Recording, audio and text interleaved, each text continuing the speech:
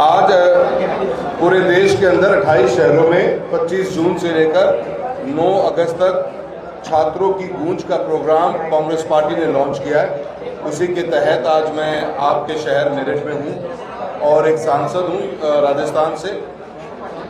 ये प्रोग्राम की जरूरत क्यों पड़ी उसका आपने अभी हमारे 3 छात्रों के माध्यम से सुना भी होगा।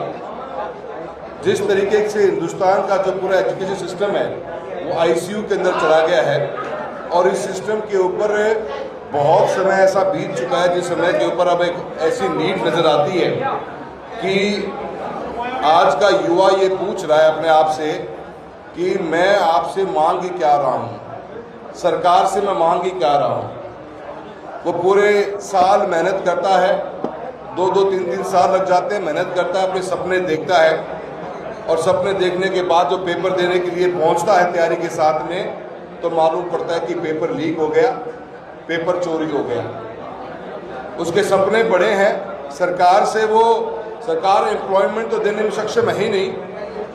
बेरोजगारी का तो यह आलम है कि जितना बोला जाए उतना कम है, पर अपने सपनों को साकार करने के लिए युवा जब मेहनत करके पढ़ लिख रहा है और उसके बाद में पेपर के बाद पेपर लीक हो रहा है, उसी को लेकर कांग्रेस पार्टी ने छात्रों की गूंज का प्रोग्राम हम 40 दिन तक इन 28 शहरों के अंदर प्रोग्राम करेंगे और 28 दिनों के अंदर पूरे छात्रों के साथ में सोसाइटी एट लार्ज के अंदर सभी वर्गों को जोड़ते हुए इस प्रोग्राम की एक भूमिका बांधेंगे और 9 अगस्त को दिल्ली की तरफ सभी लोग चलेंगे। हमारे लीडर आदरणीय राहुल गांधी जी भी काफ़ी शहरों के अंदर इस प्रोग्राम में पहुंचेंगे और हम उम्मीद करते हैं कि इस सरकार से जो हमारी 3 डिमांड्स हैं तो 3 डिमांड सरकार मान ले।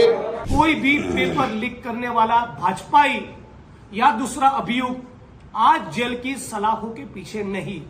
और इतनी भयंकर परिस्थिति के कारण ही हम लोगों ने देखा कि कम से कम 20-21 बच्चों ने, स्टूडेंट्स ने सुसाइड कर लिया।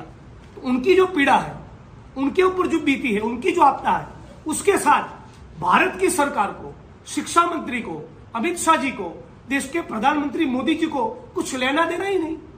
जिन बच्चों ने सुसाइड किया उनकी मां के वो आंसू पोंछने तक नहीं गए, उनके परिवार जाकर उनके कंधों पर हाथ भी नहीं रखा। वो भारत की जनता को, भारत के जेनजीज को, स्टूडेंट्स को, छात्रों, नौजवान को इतने हादसों के बावजूद भी ये गारंटी देना नहीं चाहते कि ये वाकया जो नीट का हुआ वो आखिरी था। दोबारा किसी कीमत पर उतना वाटर टाइट हम लोग एग्जाम कंडक्ट करेंगे कि जीवन में दोबारा कभी इस मुल्क में कोई एग्जाम का पेपर लीक होगा ही नहीं। इतना भी आश्वस्त मोदी जी और हमारे शिक्षा मंत्री नहीं करना चाहते। यहां तक कि जिन्होंने अपने अपने बेटे बेटियों को खोया सुसाइड के चलते, उनके आंख के आंसू भी पोंछने नहीं गए, उनके घर का एक चक्कर भी नहीं लगाया और उनके लिए श्रद्धांजलि के 2 शब्द तक नहीं कहे। इतनी भयंकर सिचुएशन है।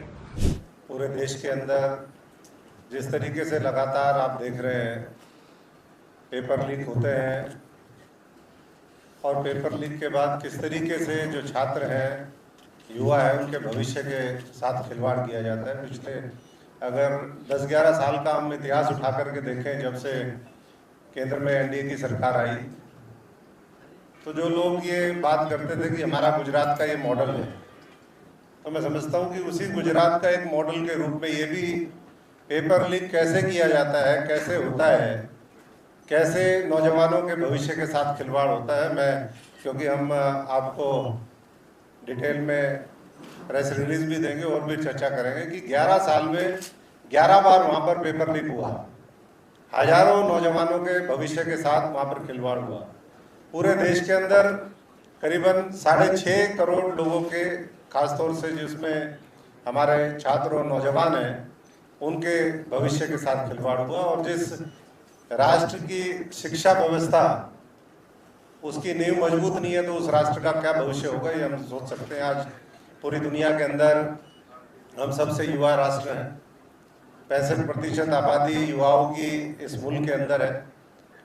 और मुझे याद है जब हम संसद में 2009 से लेकर के 14 के बीच में, जब मैं संसद में था, तो चर्चा होती थी कि एक समय ऐसा आएगा पूरी दुनिया में सबसे ज़्यादा आबादी हम चीन को भी पीछे छोड़ देंगे और डेमोग्राफिक डिविडेंड हमें मिलेगा और भारतवर्ष पूरी दुनिया में अपनी युवा शक्ति के माध्यम से आगे बढ़ेगा। और राहुल जी उस समय इसको लेकर के पूरे देश में युवा कैसे राजनीति में आगे आए उसकी शुरुआत उन्होंने की, आप सब जानते हैं। संगठन में चुनाव उन्होंने शुरू किए, एक पूरी संगठन के दरवाजे युवा कांग्रेस NSUI उसके माध्यम से सबके लिए दरवाजे खोलने का काम किया और लाखों लोगों ने पूरे देश के अंदर वो कांग्रेस की सदस्यता ली। यूथ कांग्रेस NSUI के वो सब लोग हमारे मेंबर बने, पदाधिकारी बने और आज उन्हीं साथियों में से बहुत से ऐसे साथी हैं जो संसद के अंदर और विधानसभाओं के अंदर अलग अलग ग्रास रूट पे जो हमारे चाहे वो जिला परिषद मेंबर हो, MC हो, मेयर हो, उसके रूप में आज पूरे एक युवा पीढ़ी का वो प्रतिनिधित्व करते हैं। लेकिन बड़े दुर्भाग्य की बात है कि आज एक तरफ जो लोग ये कहते थे हम 2 करोड़ नौजवानों को रोजगार देंगे, आज अगर अच्छी शिक्षा ही नहीं होगी तो रोजगार कहाँ से आएगा। तो प्रॉब्लम एम्प्लॉयमेंट की तो है ही इस देश के अंदर, लेकिन उसके साथ साथ एम्प्लॉयबिलिटी की भी है। ऐसा लगता है कि NTA नेशनल टेस्टिंग एजेंसी का काम पेपर करवाना नहीं बल्कि पेपर लीक करवाना है। ये बेहद दुर्भाग्यपूर्ण है। 12 छात्र और छात्राओं ने इस पेपर लीक के कारण दुखी होकर, फ्रस्ट्रेट होकर आत्महत्या करने का काम किया। साथ ही साथ हजारों लोग ऐसे हैं, छात्र और छात्राएं, जो डिप्रेशन में चले गए। कई सारे परिवार इससे दुखी हो गए। तो मैं केवल ये कहना चाहता हूँ कि भारत सरकार और विशेष रूप से HRD मिनिस्ट्री के चलते देश में इस तरह का वातावरण हुआ कि जो पारदर्शिता से होना चाहिए था वो पूरी तरह से सिस्टम फेल हो गया। साथ ही साथ आपके राज्य में भी एक बहुत महत्वपूर्ण घटना हुई है।